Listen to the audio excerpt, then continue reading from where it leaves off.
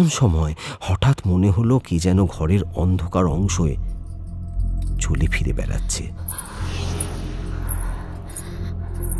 মৃদু ক্ষীণ হলেও যেন শোনা যাচ্ছে তার বস্ত্রের খসখস শব্দ, তার চুরির রিনরিনে আওয়াজ। কেউ যেন অস্ফুট চাপা স্বরে কেঁদে উঠছে। শোনা যাচ্ছে তার চেপে রাখা দীর্ঘশ্বাস। ভয়ে আমার সর্বাঙ্গে কাঁটা দিয়ে উঠল, মাথার চুল খাড়া হয়ে গেল। আমি রুদ্ধশ্বাসে প্রায় পাগলের মতন চিৎকার করে উঠলাম, কে কে এখানে? কোনো উত্তর এলো না। সহসা কার এক শীর্ণকায় অবয়ব দরজার মাঝে, যেখানে চাঁদের আলো এসে পড়ছিল, সেখানে এসে দাঁড়ালো।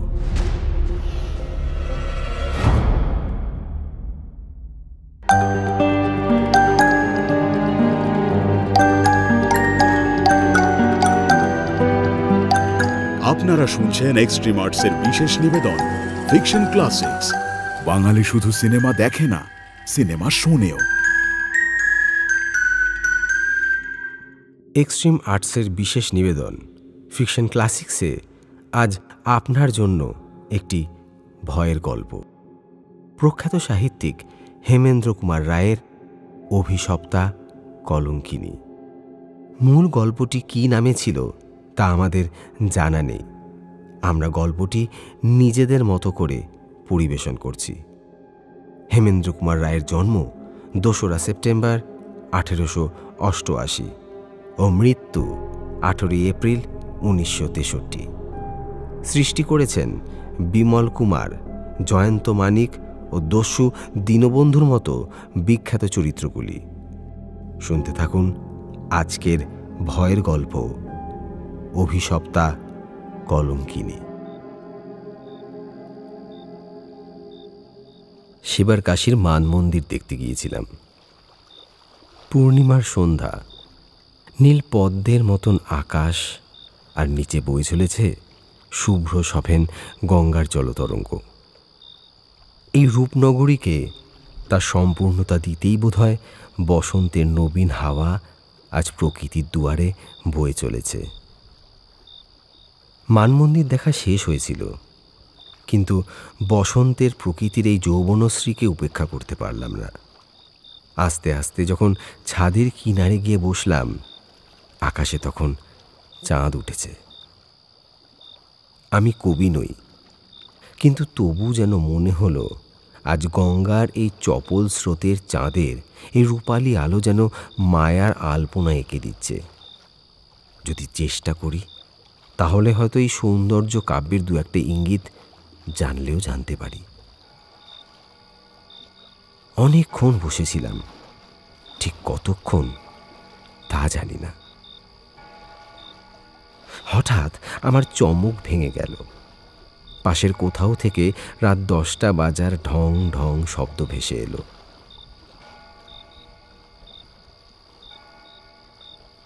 তাড়াতাড়ি উঠে পড়লাম। কোনো মতে সেই অন্ধকারে সিঁড়ি বেয়ে নেমে এলাম আঙিনায়। দু একবার হোঁচট খেয়ে তারপরে সদর দরজায় পৌঁছে ঠেলে দেখি দরজা খুলল না, সেটা বাইরে থেকে বন্ধ। মাথায় আকাশ ভেঙে পড়ল। আমি যে ছাদে বসে কবিত্বের স্বপ্ন দেখছি, দারোয়ান তা খেয়াল করেনি। সে নিয়ম মতন দরজা বন্ধ করে চলে গেছে। এখন উপায়? একবার শেষ চেষ্টা করলাম দরজায় প্রাণপণ ধাক্কা দিয়ে। প্রবল ধাক্কায় সেই শতাব্দী প্রাচীন কবাট ঝনঝন করে উঠল, সেই মৌনপুরীর নিস্তব্ধতাকে চুরমার করে দিয়ে। একটা আর্তনাদের মতন তীক্ষ্ণ প্রতিধ্বনি আমার সর্বশরীরকে রোমাঞ্চিত করে তুললে। ভয় ভয় আবার ভিতরে এসে দাঁড়ালাম। প্রাঙ্গণে এক সুবিশাল বৃক্ষ তার ডালপালা মেলে আলো ও অন্ধকারে দাঁড়িয়ে রয়েছে। কি ভীষণ তার পত্র মর্মর, যেন সুদূর অতীতের মৃত দেহমুক্ত আত্মার দল তার ডালপালায় বসে বারে বারে দীর্ঘশ্বাস ফেলছে। এবং ওই যে নিশাচর পাখিদের ডানার ঝটপট শব্দ, স্থানকালের মাহাত্ম্যে তা মনে হতে লাগলো অপর জগতে থাকা আত্মা, যাদের দেখা যায় না, তাদের সুমধুর অস্ফুট ধ্বনি। এসব দেখে শুনে মনটা একেবারে দমে গেল। নিজের নির্বুদ্ধিতাকে ধিক্কার দিতে দিতে সামনের একটা ঘরে দরজা খুলে ভেতরে এসে ঢুকলাম। চারিদিকে সেই কালিগোলা অন্ধকার দূর করতে পকেট থেকে দেশলাই বার করে জেলে বাড়িয়ে ধরতে, দেশলাইয়ের সেই ক্ষীণ আলোয় দেওয়ালে মোগল যুগে সেই প্রাচীন কারুকাজ ঈষৎ স্পষ্ট হয়ে উঠল। কিছুক্ষণ পরে অন্ধকারকে আরো গাঢ় করে দেশলাই নিভে যেতে কেন জানি না গা ছমছম করে উঠল। মনে হতে লাগলো সেই বিশাল অন্ধকার ঘরে যেন অপর জগতের কি একটা বিষাদ ম্রিয়মাণ রহস্য গুমড়ে গুমড়ে উঠছে। আমি নিতান্ত নিরুপায়ের মতন ঘরের এক কোণে চাদরে আপাদমস্তক ঢেকে শুয়ে ভাবতে লাগলাম, কোথায় আজ সেসব শিল্পী যাদের নিপুণ হাতের কাজ এই দেওয়াল গাত্রে আজও খোদিত? কোথায় আজ সেই সেনাপতি মানসিং, সেই জয়সিং, কক্ষ মধ্যে যাদের অসামান্য সম্মান স্মৃতি আজও বর্তমান, সেই অতীতের সাক্ষ্য রেখে? কোথায় সেই রাজ ঐশ্বর্য, কোথায় আজ সেই গৌরব অতীত? এসব ভাবছি, এমন সময় হঠাৎ দমকা এক হাওয়ার দাপটে বাইরের গাছে হিলদল বয়ে গেল, আর তার সাথে সশব্দে খুলে গেল ঘরের দরজাটা।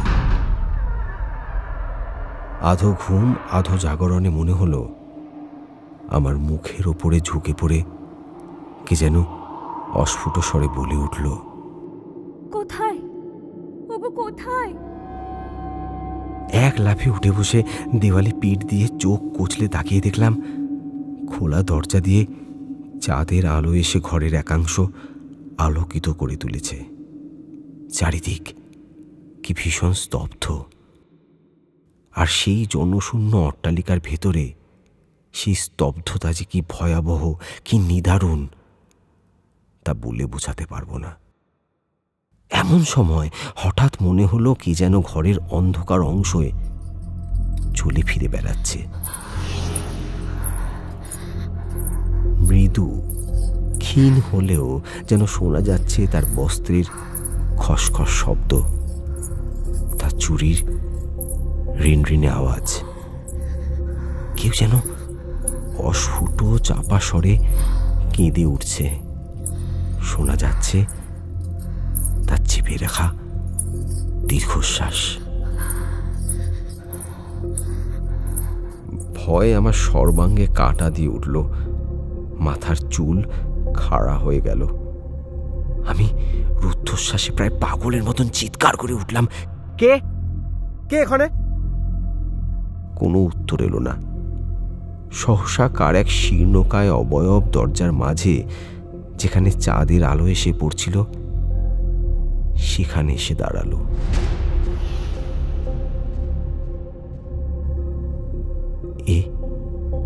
এ কে? ভয়ে আমি চোখ বুজে ফেলতে চাইলাম, কিন্তু পারলাম না। কি এক অজানা কুহক মন্ত্রে আমার দু চোখ খোলা, বিস্ফারিত হয়ে রইল।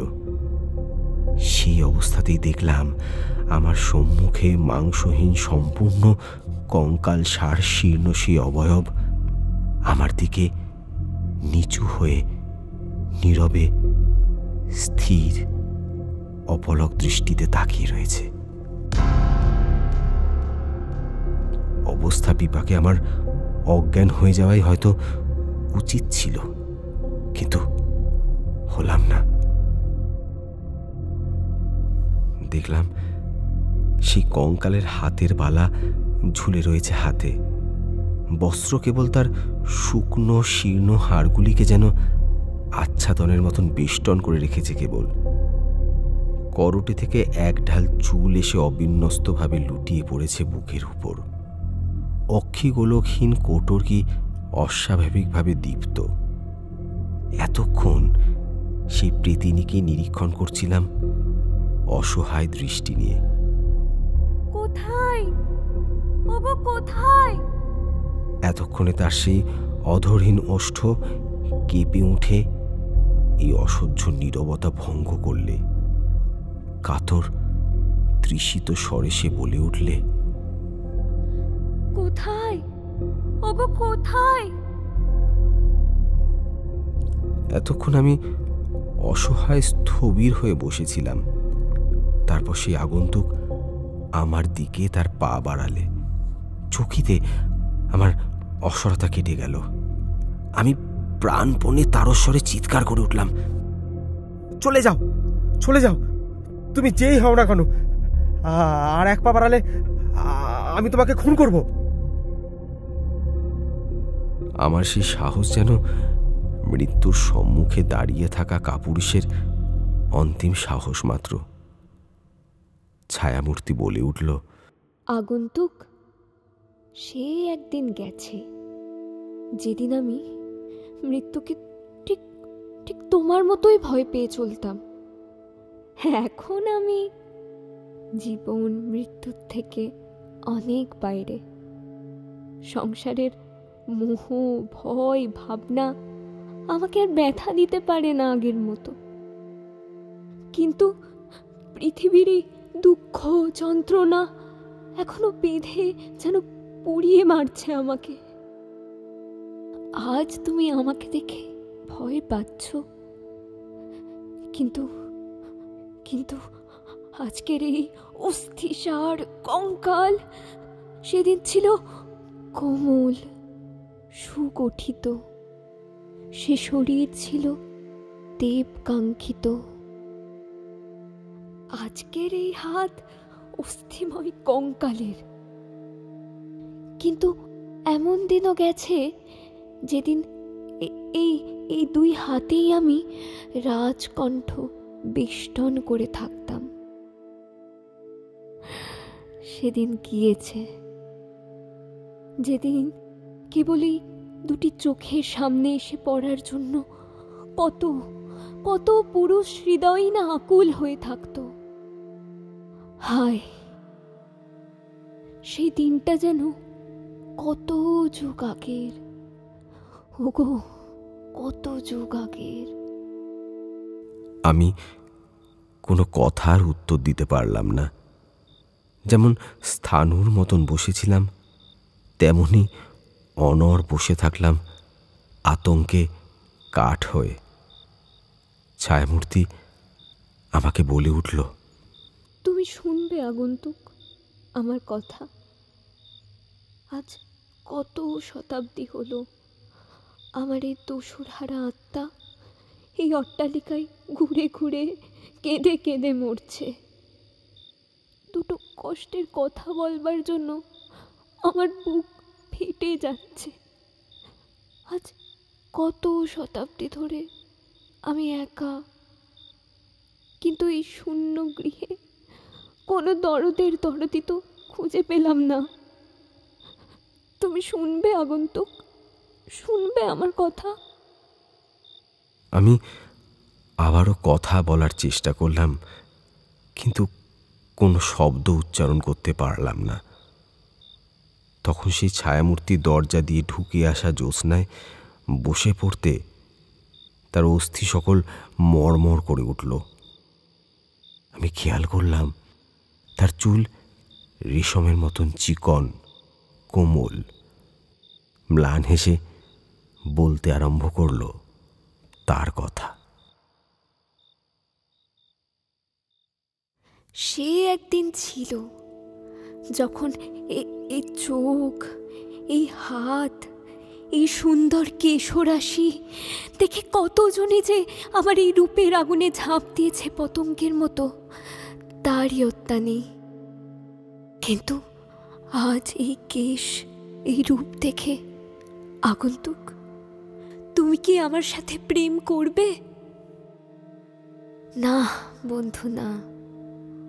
অভাগীর এই কঠিন কঙ্কাল স্তূপ কেউই আর বুকে টেনে নেবে না।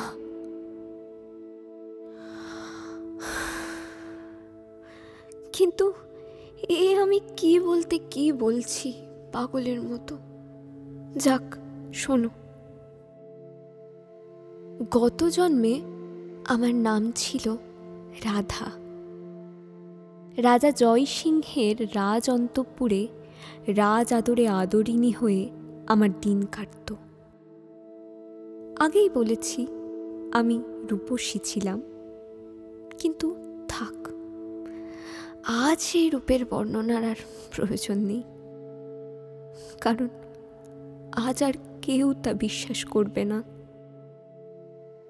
এই রূপের মোহে রাজা আমায় ভালোবাসতেন। জলচর মৎস্য যেমন পাতালের অন্ধকারে অন্ধ হবার ভয়ে উপরে উঠে আসে একটু আলোর সন্ধানে, রাজাও তেমনি রাজকার্যের ফাঁকে নানা অছিলায় বারবার ছুটে আসতেন। আমাকে দেখে তিনি তৃপ্ত হতেন না, আমাকে সোহাগে ভরিয়ে তিনি শ্রান্ত হতেন না।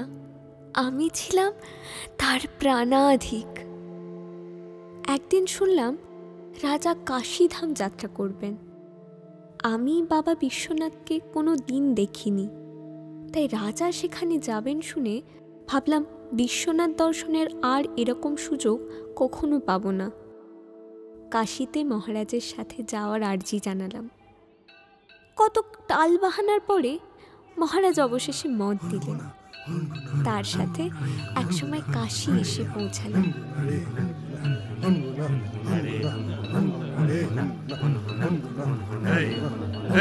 এখানে কি হচ্ছে? সালা ভিকিরি, আগে এখান থেকে দূর হতো বাগা। এই প্রাসাদের ত্রিসীমানায় যেন তোকে আর না দেখি, মহারাজের আদেশে তোর প্রাণ যাবে বলে দিলাম।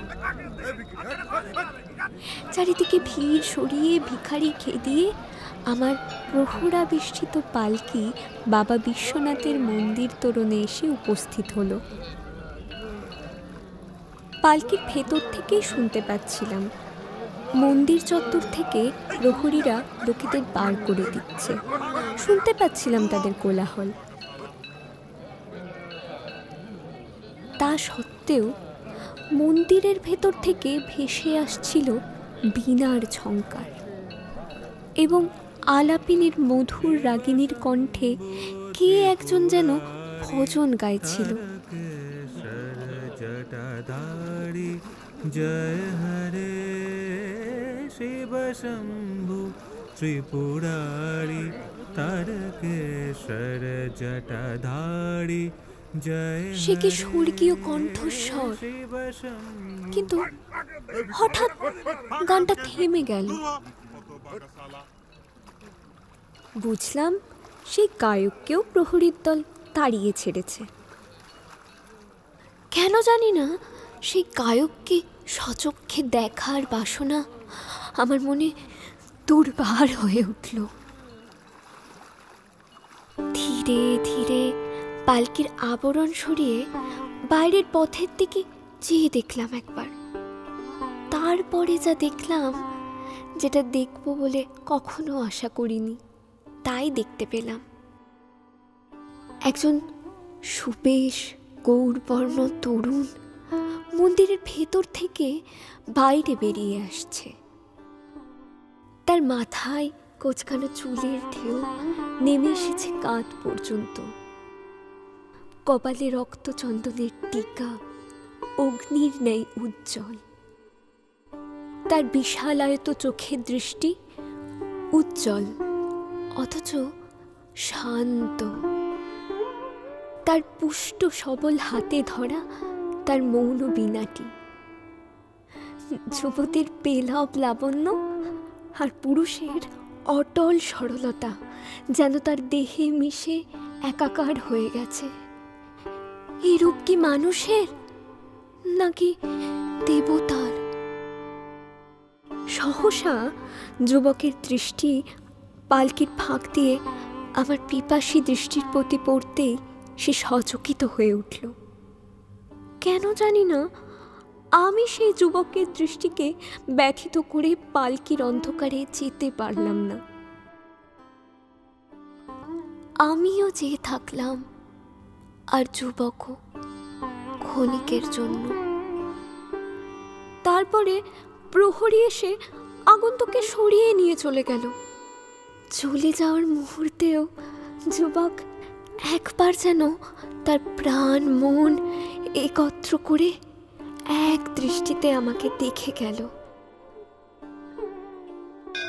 বাবা বিশ্বনাথের চরণে চন্দন চর্চিত বিল্লপত্র অর্পণ করে প্রণাম সেরে আমি আবার পালকিতে গিয়ে উঠলাম। ওঠার সময় বাইরে চারিদিকে একবার চেয়ে দেখলাম, কিন্তু অভীষ্ট লক্ষ্যটি আমার অধরাই রয়ে গেল। জনতাকে প্রায় মারিয়ে আমার পালকি চলতে লাগলো।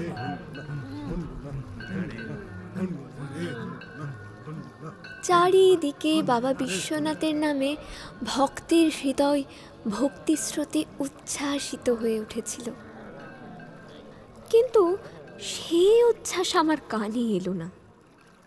আমার অন্তরের ভাবসাগরে তখন অন্য ঢেউ উঠেছে। এমন সময় আমার সজাগ শ্রবণে এক প্রিয় স্বর ধরা দিল।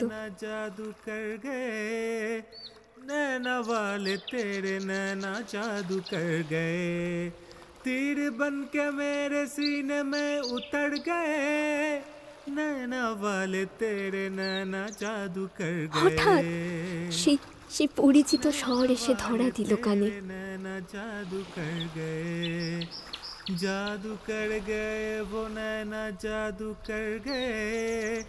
তাড়াতাড়ি উঠে জানলা দিয়ে বাইরে তাকালাম। দেখলাম সেই যুবক বিনা হাতে গঙ্গার পাড়ে সিঁড়িতে বসে গান গাইছে। যুবকও আমাকে দেখল। তার মুখ ঈষৎ আরক্ত হয়ে উঠল, কণ্ঠস্বর হয়ে উঠল কম্পিত। তারপর যে গান সে গাইছিল তা থামিয়ে সে অন্য রাগিনী ধরল।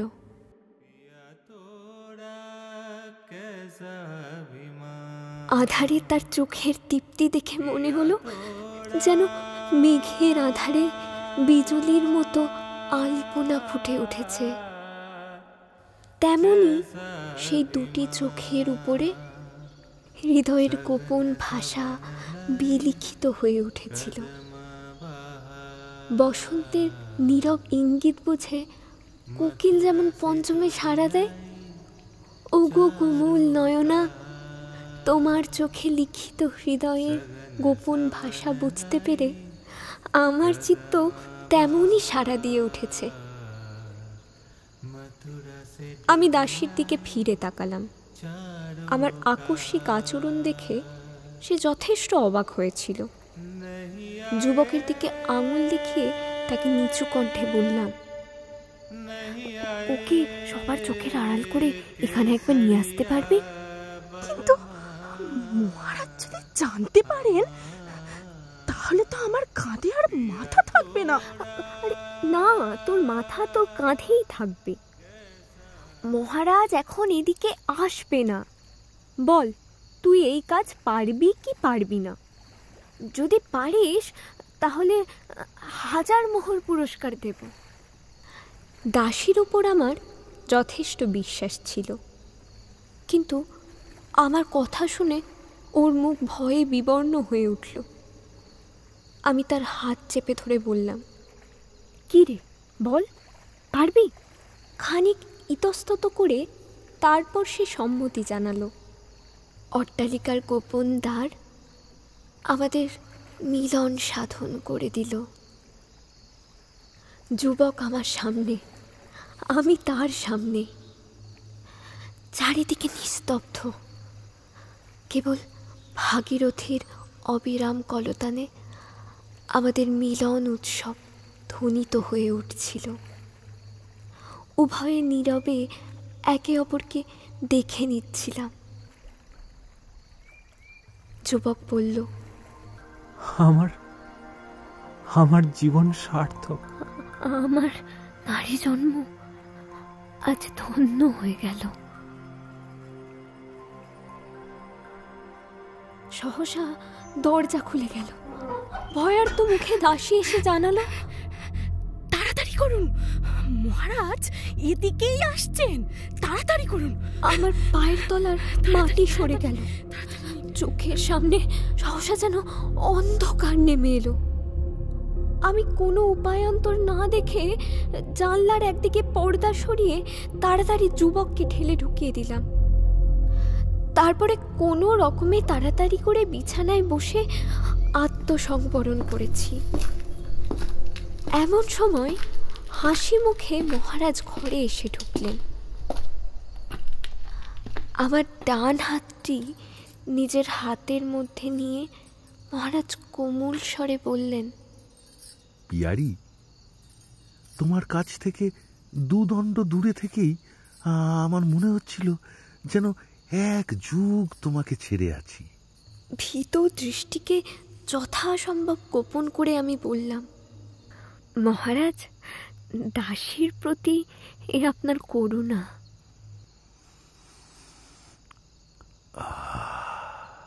আমার অনাবৃত গলায় সপ্রেমে একটা চুম্বন এঁকে বললেন,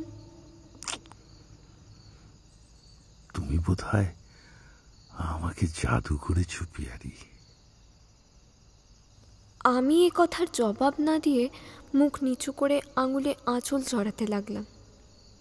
মহারাজ কিছুক্ষণ আমাকে নিষ্পলক দেখে তারপর চঞ্চল হয়ে বলে উঠলেন, উহ, ঘরের ভেতরে কি অসহ্য গরম! তুমি এখানে একলা কি করে বসে আছো? বলে তিনি জানলার দিকে এগিয়ে গেলেন। ভয়ে আমার প্রাণ যেন দেহ থেকে বেরিয়ে আসতে চাইল। মহারাজ পর্দা টেনে সরিয়ে দিলেন। যেখানে যুবক দাঁড়িয়েছিল সেখানে। বিস্মিত হয়ে মহারাজ পর্দা তুলেই তৎক্ষণাৎ আবার পর্দাটি ফেলে দিলেন। কিছুক্ষণ স্তব্ধ হয়ে দাঁড়িয়ে আমার দিকে চেয়ে থাকলেন। এ কি? দুই হাতে বিছানার চাদর মুঠো করে আমি বজ্রাহতের মতো বসে রইলাম। কর্কশ কণ্ঠে মহারাজ গর্জে উঠলেন, বিশ্বাসঘাতিনী! এত বড় দুঃসাহস তোর! এত স্পর্ধা যে আমার শয়নকক্ষে পরপুরুষ! কোনো মতে আমি অতি কষ্টে নিজেকে সামলে নিয়ে বললাম, দোহাই মহারাজ, এ ব্যক্তিকে আমি চিনি না। না, আমি চিনি না। চিনিস না তো ওইখানে এলো কি করে? মহারাজের কাছে নিজেকে বিশ্বস্ত প্রমাণ করার জন্য কাঁপা কাঁপা স্বরে বললাম, জানি না মহারাজ, বিশ্বাস করুন, আমি সত্যি কিছু জানি না। ও বোধহয় চোর টোর হবে। হ্যাঁ, ও চোর। বাঁ হাতে আবার পর্দাটা তুলে যুবককে বাইরে বের করে আনলেন মহারাজ। তীক্ষ্ণ দৃষ্টিতে তারা আপাদমস্তক দেখে বললেন, কে তুই? আমি চোর। বল, এখানে কি করে প্রবেশ করেছিস? বলবো না। কি বললি? কিছুতেই বলবো না। কিছুতেই বলবো না। বলবি না বটে? না, কখনো বলবো না। কখনো বলবো না। মহারাজ হাত বাড়িয়ে অদূরে পড়ে থাকা একটা তরবারি টেনে নিলেন।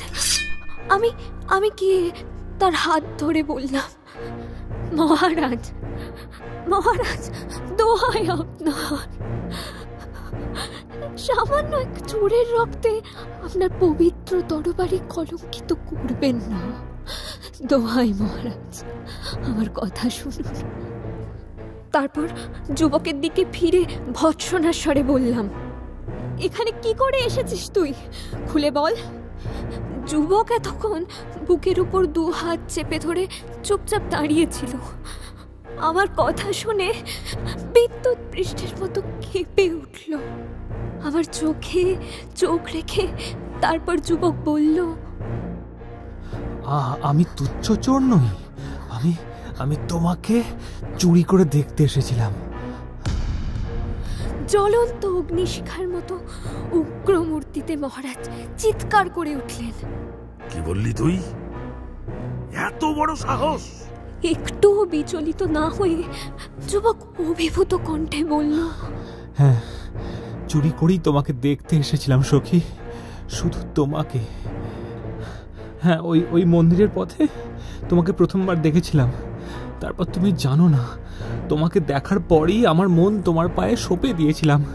একবার মাত্র দেখে আমার তৃপ্তি হয়নি, তাই সকলের অজ্ঞাতে এখানে লুকিয়েছিলাম। আর একবার তোমাকে দেখবো বলে আমার সেই দেখা পূর্ণ হয়েছে।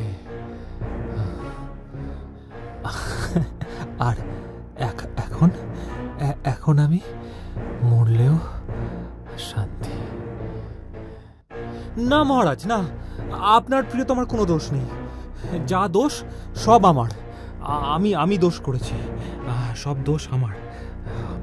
এই শুনে মহারাজ এগিয়ে এসে বললেন, অতি উত্তম, অতি উত্তম।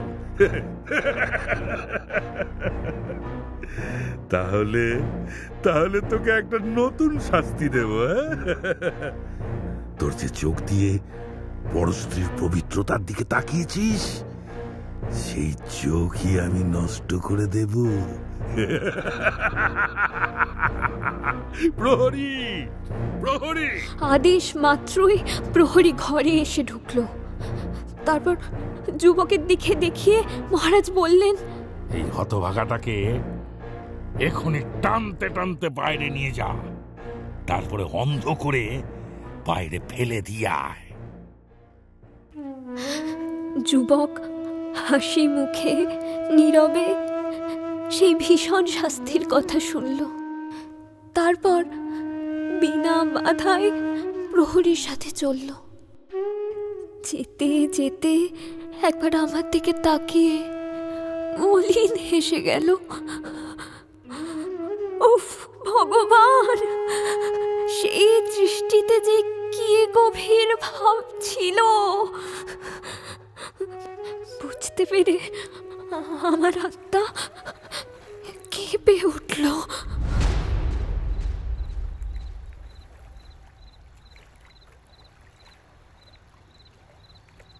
পরদিন গভীর রাত্রিতে নিদ্রাহীন গঙ্গার জলতরঙ্গের উপর দিয়ে সবেগে হাওয়া বয়ে যাচ্ছিল।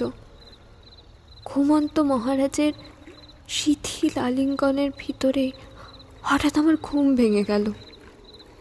আচমকা দেখি জানলাটা হাট করে খুলে গেল, আর বাইরের প্রকৃতির বিশ্বব্যাপী হাহাকার, বৃষ্টির ঝাপটা এসে পড়ল আমার উপর। এর মধ্যে দিয়েও কারো এক আকুল কণ্ঠ খোলা জানালা দিয়ে আমার ঘরে প্রবেশ করল। উঠে তাড়াতাড়ি জানলা বন্ধ করে দিতে গেলাম। হঠাৎ অন্ধকার আকাশের বুক চিরে বাজের ঝলকানি দেখা গেল। সে ক্ষণিক উজ্জ্বল আলোয় দেখলাম ঝড় বৃষ্টিকে উপেক্ষা করে উদাসীন ভঙ্গিতে সে যুবক গঙ্গার সোপান তলে বসে গাইছে,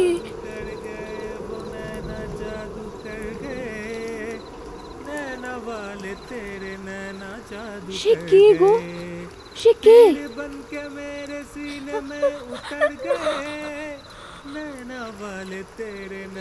অস্ফুট এক চিৎকার করে অজ্ঞান হয়ে মাটিতে লুটিয়ে পড়লাম।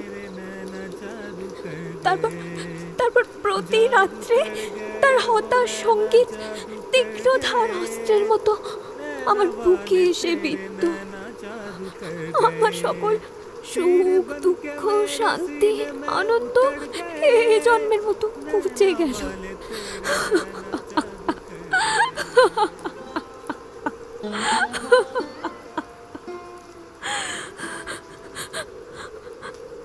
শয়নে, স্বপনে, নিদ্রায়, জাগরণে সেই যুবকের মুখচ্ছবি আমার মনে পড়তে লাগলো। তার করুণ মুখ, তার কাতর চোখ, তার উদাস বিষণ্ণ কান, তার যাবতীয় যন্ত্রণা, দুঃখ, দুর্দশা, হতাশার একমাত্র কারণ তো আমি। আমি পাপিষ্টা। আমি নিজেকে বাঁচানোর জন্য তার নামে মিথ্যা অপবাদ দিয়েছি, তাকে বিপদে ফেলেছি। আমি পাপিষ্টা। এইরকমই ভীষণ যন্ত্রণার মধ্যে দিয়ে মৃত্যু এসে আমাকে, আমার এই কোমল নশ্বর দেহকে চিতায় সমর্পণ করলে। মরণকালেও আমি তার সেই গান শুনেছি, আর মরণের পরেও অভিশাপের মতো শতাব্দীর পর শতাব্দী ধরে প্রতি রাতে আমার অভিশপ্ত আত্মা সেই গানই শুনে আসছে।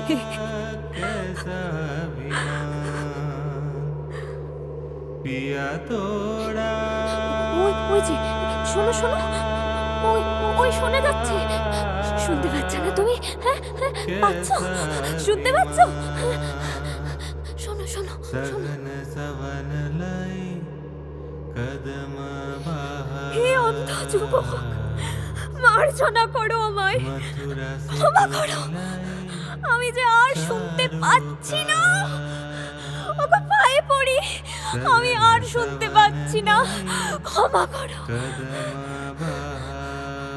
আমি আর পারছি না, পারছি না, পারছি না।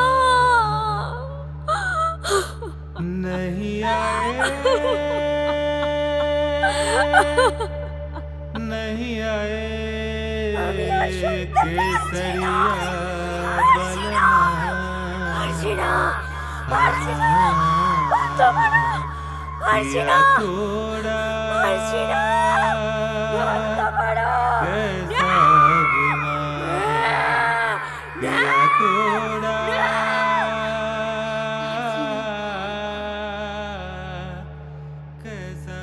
ছায়ামূর্তির কথা শেষ হতে না হতেই হঠাৎ কার বিস্মিত কণ্ঠ শুনতে পেলাম। আরে अंधेरे में कौन है रे? চকিতে আমার আচ্ছন্ন ভাব কেটে গেল। ধর্মড়িয়ে উঠে দেখি যে পূবের আকাশে আলোর রেখা দেখা দিয়েছে, আর এক গোছা চাবি হাতে মান মন্দিরের দারোয়ান সামনে দাঁড়িয়ে হাঁ করে আমার দিকে তাকিয়ে রয়েছে। ঘরের ভেতরে কই সেই অস্পষ্ট সিলুয়েট মূর্তি? এটা কি একটা আশ্চর্য স্বপ্ন?